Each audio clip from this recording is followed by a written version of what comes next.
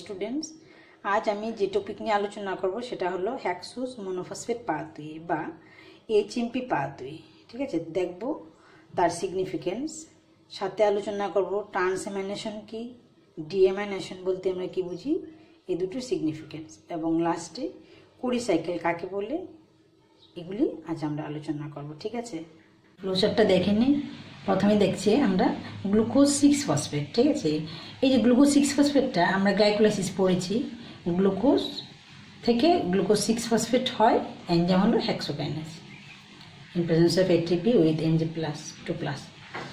এবার এই HMP পাথওয়েটা source হচ্ছে গ্লুকোজ 6-ফসফেট। এটা এবার কি হচ্ছে, গ্লুকোজ 6-ফসফেট ডিহাইড্রোজেনেজ এনজাইমের দ্বারা জারিত হয়ে 6-ফসফোগ্লুকোনোলেকট্রন উৎপন্ন করে, সাথে NADP+ ইলেকট্রন অ্যাকসেপ্টর হিসেবে ইউজড হয়, এবং সেটা রিডিউসড হয় কিসে, NADPH+, H+, ম্যাগনেসিয়াম আয়ন বা ক্যালসিয়াম আয়নের উপস্থিতিতে বিক্রিয়াটা হয়।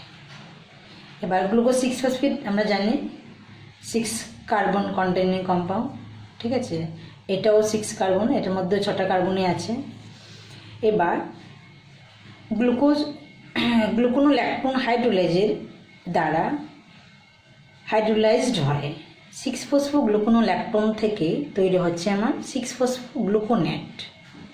ঠিক আছে, আচ্ছা এইখানে দেখো যেটা বলছিলাম, 6-ফসফোগ্লুকোনোল্যাকটোনটার মধ্যে 1 নং কার্বনের মধ্যে কিন্তু একটা কিটোন গ্রুপ রয়েছে।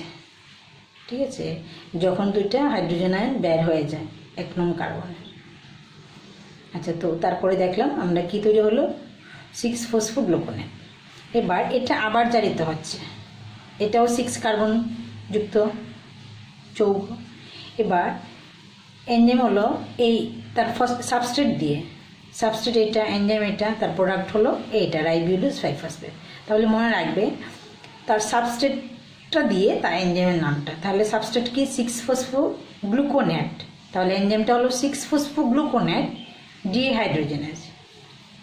কি করছে, এটাকে অক্সিডাইজ করছে। কিসে অক্সিডাইজ করছে, প্রথমে একটা ইন্টারমিডিয়েট তৈরি হয়, সেটা হলো 3-কিটো 6-ফসফোগ্লুকোনেট, মানে যে দুটো 6 কার্বনযুক্ত যৌগ তার 3 নং কার্বনে একটা কিটোন গ্রুপ চলে আসে, তাহলে তার নাম হয়ে যায় 3-কিটো, নামটা হয়ে যাচ্ছে 3-কিটো 6-ফসফোগ্লুকোনেট, এবং NADP+ ইলেকট্রন অ্যাকসেপ্ট করে NADPH রিডিউসড হচ্ছে। এবার এই যে 3 ইন্টারমিডিয়েটটা তৈরি হলো, কি ইন্টারমিডিয়েট তৈরি হলো, 3-কিটো 6-ফসফোগ্লুকোনেট তৈরি হলো। ঠিক আছে, এই ইন্টারমিডিয়েট থেকে এবার তৈরি হচ্ছে রাইবোলুস 5-ফসফেট, CO2 নির্গত হচ্ছে তার 1 নং কার্বন থেকে কার্বন ডাইঅক্সাইড নির্গত হচ্ছে।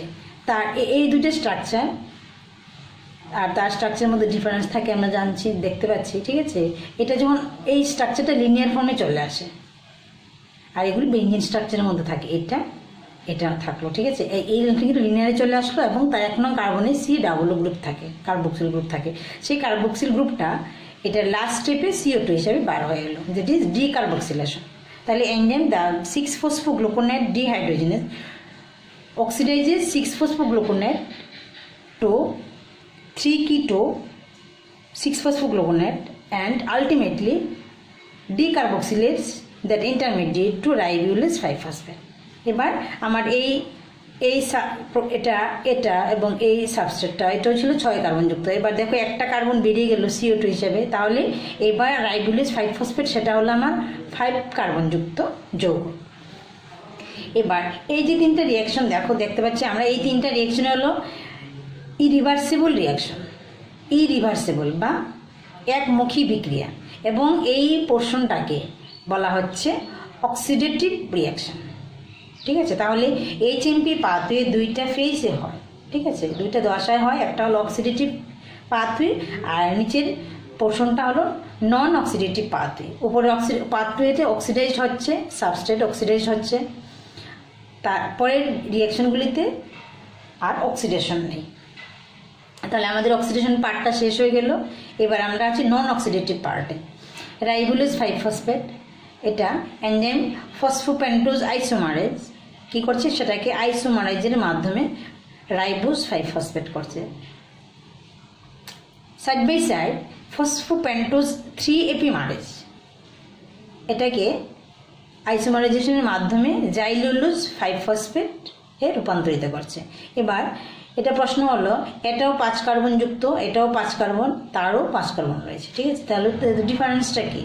ডিফারেন্সটা হলো, দেখো রাইবিউলোজ 5 ফসফেট এটা হলো কিটোজ সুগার, ঠিক আছে। তার 5 কার্বন তো ঠিক আছে, তার যেমন 1 নং কার্বনে CH2OH থাকে, 2 নং কার্বনে থাকে CO, কিটোন গ্রুপ থাকে, তাহলে এর জন্য এটাকে বলা হচ্ছে কিটোজ সুগার, ঠিক আছে। আর এইটা রাইবোজ 5 ফসফেট, তার মধ্যে যে চেঞ্জ হচ্ছে, তার 1 নং কার্বনে চেঞ্জ হয়ে যাচ্ছে হচ্ছে CHO, মানে এলডিহাইড গ্রুপ, তার জন্য এটাকে বলা হচ্ছে এলডোজ সুগার। তাহলে এটা হলো কিটোজ সুগার, এটা হলো এলডোজ সুগার। ডিফারেন্সটা বুঝতে পেরেছো? এটার মধ্যে 2 নম্বরে কিটোন গ্রুপ থাকে, তার মধ্যে কিটোন গ্রুপটা থাকে না। এবার এটার সঙ্গে এটার ডিফারেন্সটা দেখো, এটা স্ট্রাকচারের মতো এটাও, এটার প্রথম কি CH2OH CO, তারপর CHOH CHOH CH2O PO3 2-, এটাও সেম, কিন্তু তার 3 নং কার্বনে যেটা থাকে সেটা হলো OHCH, মানে লেফট সাইডে থাকে OH C তারপরে H, আর এটার থাকে রাইট সাইডে OHটা, মানে 2 নং কার্বনের 2 নং কার্বনে না 3 নং কার্বনে, ঠিক আছে। এটার 3 নং কার্বনের যে OH গ্রুপটা থাকে এটা থাকে রাইট সাইডে, আর এটার 3 নং কার্বনের যে OH গ্রুপটা এটা থাকে লেফট সাইডে, তার জন্য তার নাম হয়ে গেল জাইলুলোজ 5 ফসফেট, আর তার নাম রাইবিউলোজ 5 ফসফেট। বুঝতে পেরেছো? এদিকে আমরা পড়েছি, ফার্স্ট সেমিস্টারে আমরা পড়েছি আইসোমার বলতে কি বুঝো, ঠিক আছে। আইসোমার বিভিন্ন ধরনের আইসোমার থাকে, এনোমার, এপিমারেজ, এগুলো আমরা পড়েছি। আচ্ছা, তাহলে দেখো 5 কার্বন থেকে এদিকে হলো, এবং রিয়াকশনটা কি, উভয়মুখী বিক্রিয়া, রিভার্সিবল। তাহলে এটা থেকে এটা হতে পারে, এটা থেকে এটা হতে পারে, দ্য সেম এনজাইমটা কি, same enzyme. Similarly phosphopentose isomerise ribulose 5 phosphate to ribose 5 phosphate, আবার রাইবোজ 5 ফসফেট থেকে রাইবোলোজ 5 ফসফেট তৈরি করতে পারি প্রয়োজনে, in need this enzyme can act. এবার এনজাইমে আসো, ট্রান্সকিটোলেজ এনজাইম, ঠিক আছে, bound tightly to TPP thiamine pyrophosphate, ঠিক আছে, কো এনজাইম হিসেবে কাজ করছে, টাইটলি বাউন্ড থাকে। এবার সেই এনজাইমটি কি করছে, দেখো এটাও 5 কার্বন যুক্ত, এটাও 5 কার্বন যুক্ত, ঠিক আছে। এবার ট্রান্সকিটোলেজ কি করছে, এটার যে 1 এবং 2 নং কার্বন, 2 নং কার্বন দুইটা গ্রুপ কি করছে, ট্রান্সফার করে দিচ্ছে তার মধ্যে, রাইবোজ 5 ফসফেটের মধ্যে। তাহলে রাইবোজ 5 ফসফেট অলরেডি 5 কার্বন যুক্ত, তার মধ্যে এইটা থেকে 2 কার্বন চলে আসো, তাহলে এটা কত হয়ে গেল, 7 কার্বন। তাহলে এটা হয়ে যাচ্ছে সিডোহেপটিউলোজ 7 ফসফেট, ঠিক আছে। আর এটা থেকে 2টা কার্বন, 1 এবং 2 কার্বন তার মধ্যে ট্রান্সফার করায়, তার মধ্যে আর থাকলো কত, 3 কার্বন যুক্ত, ঠিক আছে, সেটা হয়ে যাচ্ছে glyceraldehyde 3 phosphate. So xylulose 5 phosphate transfer 1 to 2 carbon group of xylulose 5 phosphate to ribose 5 phosphate and changes into pseudoheptulose 7 phosphate and এটা সে নিজে হয়ে যাচ্ছে গ্লিসারলিন 3 ফসফেট। এবার দেখো এনজাইম ট্রান্সঅ্যালডোলেজ, সে কি করছে, এই রিঅ্যাকশনটাও রিভার্সিবল রিঅ্যাকশন বা উভয়মুখী বিক্রিয়া। এবার সে কি করছে, এখান থেকে 1 থেকে 4টা কার্বন, ঠিক আছে, 1 to 4 carbon transfer to glycerine 3 phosphate, sorry 3টা কার্বন, এখানে 7 কার্বন আছে, সিডোহেপটিউলোজে 7 কার্বন রয়েছে, তার থেকে 3টা কার্বন সে তাকে ট্রান্সফার করে দিল। তাহলে সে ছিল 3টা কার্বন, আরও 3টা পেয়ে সে হয়ে গেল কি 6 কার্বন, 6 কার্বন কম্পাউন্ড হয়ে গেল। তাহলে সেটা glycerine 3 phosphate converted to fructose 6 phosphate and sedoheptulose 7 phosphate is converted to erythrose 4 phosphate. Clear? Next, তাহলে এই বিক্রিয়া পথে এখানে আমরা দেখতে পাচ্ছি ফ্রাক্টোজ 6 ফসফেট একটা তৈরি হচ্ছে, এখানে হচ্ছে রাইবোজ 5 ফসফেট, রাইবোজ 5 ফসফেট থেকে রাইবোজ 5 ফসফেট। নেক্সট, আবার ট্রান্সকিটোলেজ এই এনজাইমটাই কাজ করছে, সেই মুহূর্তে এই এনজাইমটা কী করছিল, আগেও জাইলুলোজ থেকে 2টা কার্বন রাইবোজকে দিয়েছিল, এবারও জাইলুলোজ 5-ফসফেটকে থেকে আরও 2টা কার্বন তার মধ্যে দিয়ে দিল। ঠিক আছে, so transketolase enzyme transfers another 2 carbon from xylulose 5-ফসফেট টু এরিথ্রোজ 4-ফসফেট, চেঞ্জিং দ্যাম টু ফ্রাক্টোজ 6-ফসফেট অ্যান্ড গ্লিসারলডেহাইড 3-ফসফেট। সে 2টা দিয়ে সে নিজে হয়ে গেল গ্লিসারলডেহাইড 3-ফসফেট। আগের মতো সে 2টা তাকে দিয়ে সে গ্লিসারলডেহাইড 3-ফসফেট হয়েছিল, এক্ষেত্রেও জাইলুলোজ 5-ফসফেট 2টা কার্বন ট্রান্সফার করে সে নিজে হয়ে গেল গ্লিসারলডেহাইড 3-ফসফেট, আর এরিথ্রোজ 4-ফসফেটকে বানিয়ে দিল ফ্রাক্টোজ 6-ফসফেট। ঠিক আছে, তাহলে এই বিক্রিয়া পথে আন্ডার প্রোডাক্টগুলি কী কী? আচ্ছা, এখান থেকে একটা বলা হয়নি, ফসফোপেন্টোজ 2 অ্যাপিমারেজ আবার কী করছে, অ্যারাবিনোজ 5-ফসফেট তৈরি হচ্ছে। ঠিক আছে, এটা রিভার্সিবলি তৈরি হয়, সিনথেসিস হয় এইচএমপি পাথওয়ে। তো এটার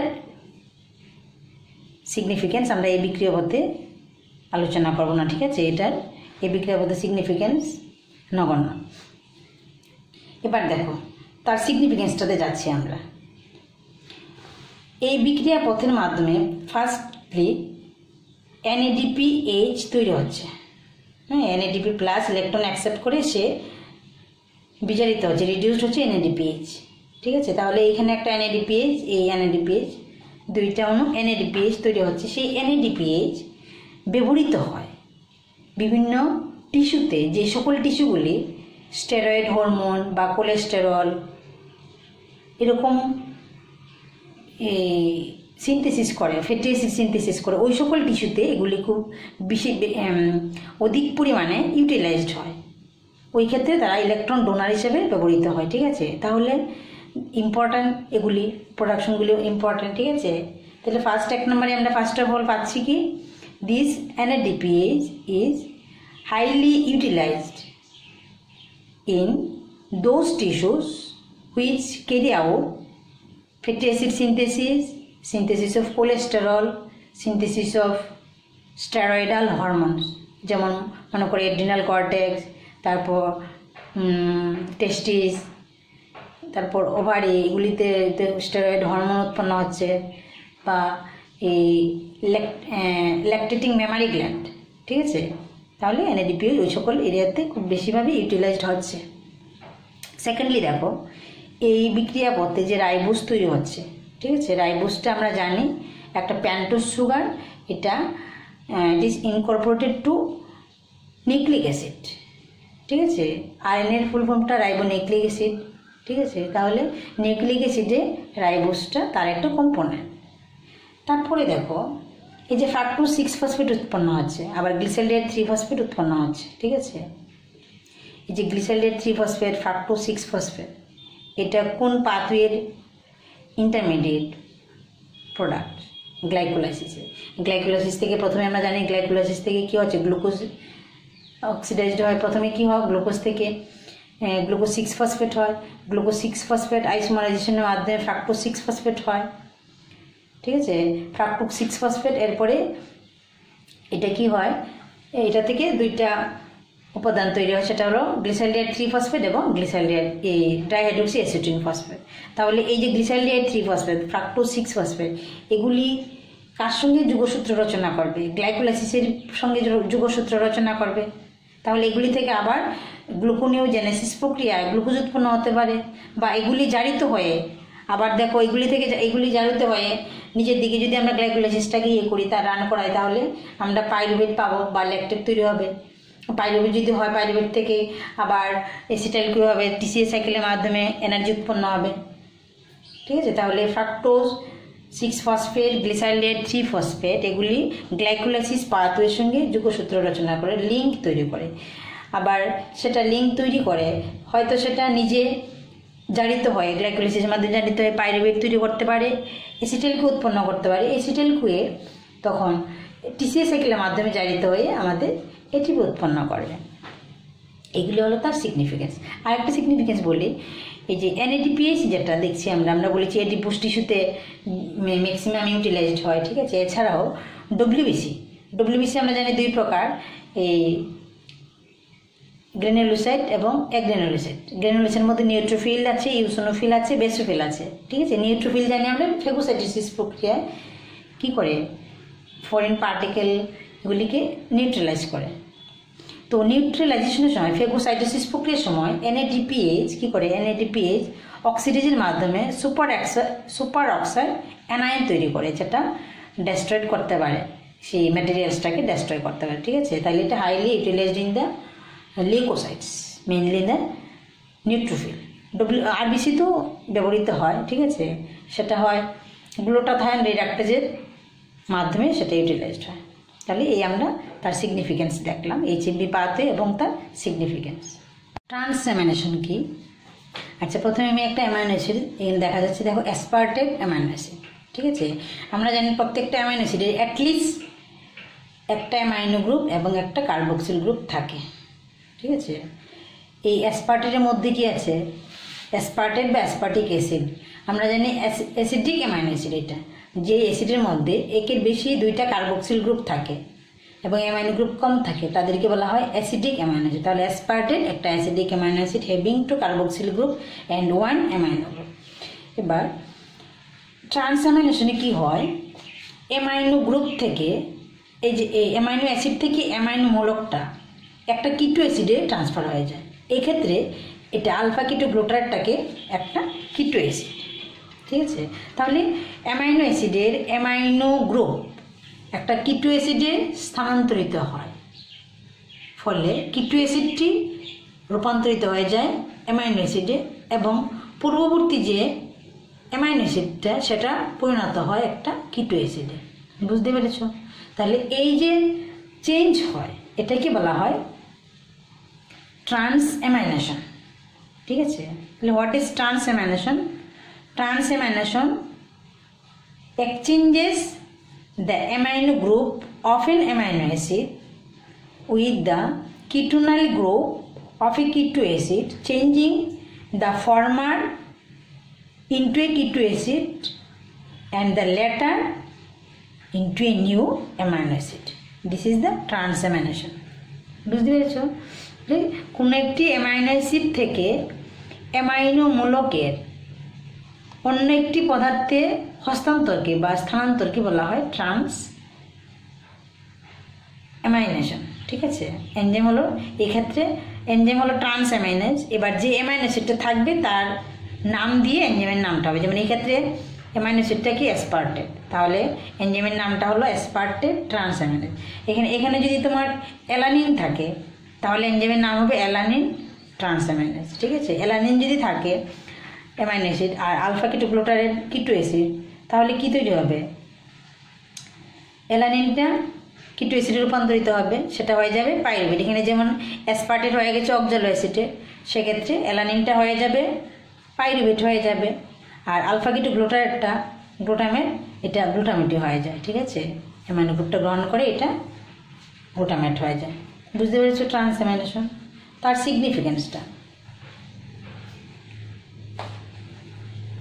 এই প্রক্রিয়ায় অ্যামাইনো অ্যাসিডের এই যে ট্রান্সঅ্যামিনেশন হয়, ফলে কি হয়, তার ক্যাটাবলিজম হয়। Amino acid is catabolised in this transamination process. এটা একটা গেল। তাহলে হলো আবার দেখা যায় ক্যাটাবলিজম তো হয়, পাশাপাশি নতুন অ্যামাইনো অ্যাসিডও তৈরি হয়। So side by side new amino acids are also synthesised by transamination process. এছাড়া এই যে ট্রান্সঅ্যামিনেশন প্রক্রিয়াটা কী করে, কার্বোহাইড্রেট ও প্রোটিন মেটাবলিজমের মধ্যে লিঙ্ক তৈরি করে। ঠিক আছে, কার্বোহাইড্রেট ও প্রোটিন মেটাবলিজমের মধ্যে লিঙ্ক, সেই লিঙ্কটা কীভাবে আমি একটু দেখাচ্ছি। দেখো, এই যে আলফা কিটো গ্লুটারেট, এটা আমরা এই জায়গাতে ইউজড হচ্ছে। ঠিক আছে, এটা প্রসেসটা কি, প্রোটিন মেটাবলিজম, তার একটা পার্ট প্রোটিন মেটাবলিজমের মধ্যে পড়ে এই যে ট্রান্সঅ্যামিনেশনটা। ঠিক আছে, প্রোটিন মেটাবলিজম, অ্যাসপার্টেট আর আলফা কিটো গ্লুটারেট রিঅ্যাকশন করে তৈরি হলো গ্লুটামেট এবং অক্সালো অ্যাসিড। এই গ্লুটারেটটা আলফা কিটো গ্লুটারেটটা তোমরা মনে করে দেখো, আমরা TCA সাইকেলে পেয়েছি আলফা কিটো গ্লুটারেট পেয়েছি। আবার যেটা একটু আগে বলেছিলাম অ্যালানিন থেকে কি হয়, যদি এটা অ্যালানিন থাকতো তাহলে এখানে তৈরি হয়ে যেত পাইরুভেট, আর এটা গ্লুটামেটেই থাকতো। তাহলে অ্যালানিন থেকে পাইরুভেট, অ্যাসপার্টেট থেকে অক্সালো অ্যাসিটেট। এই অক্সালো অ্যাসিটেট আমরা কোথায় পেয়ে থাকি? ট্রিসিসাইকেলে পেয়ে থাকি। তাহলে এই যে তাদের যে ইন্টারমিডিয়েট বা তাদের প্রোডাক্ট, এটা কার্বোহাইড্রেটের যে মেটাবলিজমের সঙ্গে লিঙ্ক তৈরি করে। তাহলে আমরা বলতে পারি যে transamination links between carbohydrate and protein metabolism. এবার আসি ডিঅ্যামাইনেশন। ডিঅ্যামাইনেশন আরও সিম্পল ব্যাপার, আমি খুব সহজ করেই বলছি।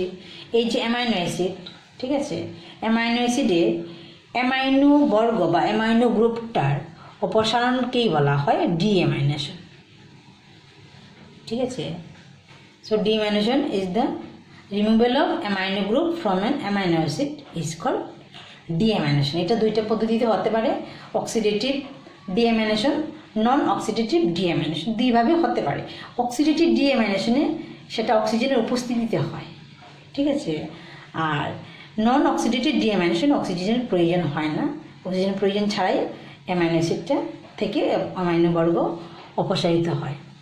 সেটা মেনলি প্রোটিন ক্যাটাবলিজম মেনলি তো লিভারে হয়, আমরা জানি, ঠিক আছে। এবার কুরি সাইকেলটা দেখো। কুরি সাইকেলটা হলো মাসেল এবং লিভারের মধ্যে চক্রাকারে একটা সাইকেল চলছে বা চলতে থাকে। এই সাইকেলটাকে বলা হচ্ছে কুরি সাইকেল, ঠিক আছে। যে চক্রাকার বিপাকীয় পথে লিভার এবং মাসেলের যে স্টোরড গ্লাইকোজেনের মধ্যে পারস্পরিক পরিবর্তন যে সুসম্পন্ন হয় তাকে বলা হয় কুরি সাইকেল, ঠিক আছে। তো দেখো, প্রথমে আমি দেখছি গ্লুকোজ থেকে ল্যাকটেট হয়। এটা কোন প্রক্রিয়া? গ্লাইকোলাইসিস পদ্ধতিতে। অ্যাকচুয়ালি গ্লুকোজ থেকে কি হয়? পাইরুভিক অ্যাসিড হয়। পাইরুভিক অ্যাসিড যখন অক্সিজেনের অনুপস্থিতিতে ঠিক অ্যাসিটাইল ক্রিয়া হতে পারে না, ঠিক আছে, বা অক্সিজেনের ঘাটতি দেখা দেয়, তখন কি হচ্ছে? অটোমেটিক ল্যাকটেটে রূপান্তরিত হয় মাসেলে। এই ল্যাকটেটটা এবার কি হয়? মাসেল থেকে ব্লাডে বেরিয়ে আসে, ব্লাডের মাধ্যমে আবার লিভারে যায়। লিভারে গিয়ে আমরা গ্লুকোনিওজেনেসিস পড়েছি, ল্যাকটেট থেকেই পড়েছি গ্লুকোনিওজেনেসিসটা। ল্যাকটেট থেকে কি হয়? গ্লুকোজ হয়। তাহলে সেই লিভারে গিয়ে ল্যাকটেট থেকে আবার গ্লুকোজ হচ্ছে। সেই গ্লুকোজটা লিভার থেকে আবার ব্লাডে বেরিয়ে ব্লাডের মাধ্যমে আবার মাসেলে যাচ্ছে, গ্লুকোজ সাপ্লাই করছে। তাহলে পেশিতে গ্লুকোজ কন্টিনিউ এই চক্রাকার সাইকেলের মাধ্যমে সাপ্লাই করা হয়। এটাকে বলা হয় কুরি সাইকেল, ঠিক আছে। তাহলে this cycle mainly supplies the main fuel that is glucose to the muscles continuously by this process, by this cycle. This is called Cori cycle. মাসলে কন্টিনিউ গ্লুকোজ সাপ্লাই হলো তার মেন ইম্পর্টেন্স বা তার main উদ্দেশ্য, ঠিক আছে। তাহলে আমরা আজ কি দেখলাম?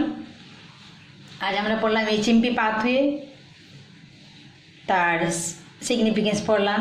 এইচএমপি পাথওয়ে বা হেক্সোজ মনোফসফেট বিক্রিয়া পথ, সেটার আরও নামও রয়েছে। প্যান্টোজ ফসফেট পাথওয়ে বলা হয়, ফসফোগ্লুকোনেট পাথওয়ে বলা হয়। ফসফোগ্লুকোনেটটার যে থার্ড রিয়াকশন, ওটাতে তার প্রোডাক্ট সাবস্ট্রেট ছিল ফসফোগ্লুকোনেট, ওটা দিয়ে তার নামটা হয় ফসফোগ্লুকোনেট পাথওয়ে। এই বিক্রিয়া পথটা যারা আবিষ্কার করেন তারা হলেন Warburg Dickens, Otto Warburg, Frank Dickens, Bernard Horecker, Efraim Racker and Fritz Lipmann, ঠিক আছে। পাঁচজন এটার সঙ্গে ইনভলভ, ঠিক আছে। এর মধ্যে ফার্স্ট যে এনজাইমটা, ফার্স্ট রিয়াকশনের এনজাইমটা কী ছিল? গ্লুকোজ 6-ফসফেট ডিহাইড্রোজেনেজ।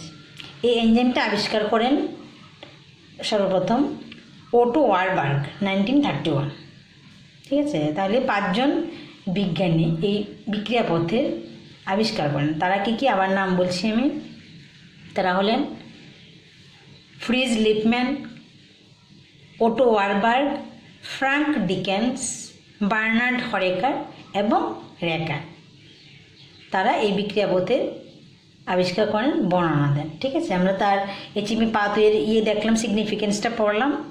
তারপর আমরা দেখেছি গ্লুকোনিওজেনেসিস কি, অ্যামাইনেশন, ডিঅ্যামাইনেশন, ট্রান্সঅ্যামাইনেশনের সিগনিফিকেন্স পড়েছি, ডিঅ্যামাইনেশন পড়েছি। ডিঅ্যামাইনেশনের সিগনিফিকেন্সটা বলা হয়নি, ঠিক আছে। ডিঅ্যামাইনেশনের সিগনিফিকেন্স, ডিঅ্যামাইনেশনের ফলে কি হচ্ছে, অ্যামাইনো অ্যাসিড ক্যাটাবলাইজড হচ্ছে, ঠিক আছে। তাহলে ডিঅ্যামাইনেশনের এটা কি হবে, এটা অ্যামাইনো অ্যাসিডের একটা অপচিতি প্রাথমিক প্রক্রিয়া বা ক্যাটাবলিজমের একটা ফার্স্ট স্টেপ, ঠিক আছে। এই অ্যামাইনো অ্যাসিড থেকে